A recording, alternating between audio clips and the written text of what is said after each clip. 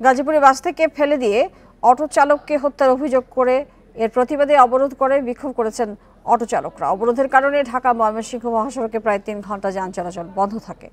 সকাল 8:30টার দিকে গড়গুড়িয়া মাস্টার বাড়ি এলাকায় শুরু হয় অবরোধ। বিক্ষুব্ধদের অভিযোগ, সোমবার বিকেলে তাকপোয়া পরিবহনের একটি বাসের শ্রমিকের সাথে অটো চালক লিটনের বাকবিতণ্ডা হয়। সময় লিটন বাসটিতে উঠলে ধস্তাধস্তির এক পর্যায়ে চলন্ত বাস থেকে তাকে ফেলে দেওয়া হয়। এতে ঘটনাস্থলেই লিটনের মৃত্যু হয়। এদিকে অবরোধের জেরে ঢাকা ময়মনসিংহ মহাসড়কে তীব্র যানজট দেখা যায়। পরে পুলিশের আশ্বাসে 11:30টার দিকে অবরোধ তুলে নেয় আন্দোলনকারীরা। পুলিশ জানায় এরই মধ্যে হত্যা মামলা দায়ের করা হয়েছে, আটক হয়েছে বাস চালক।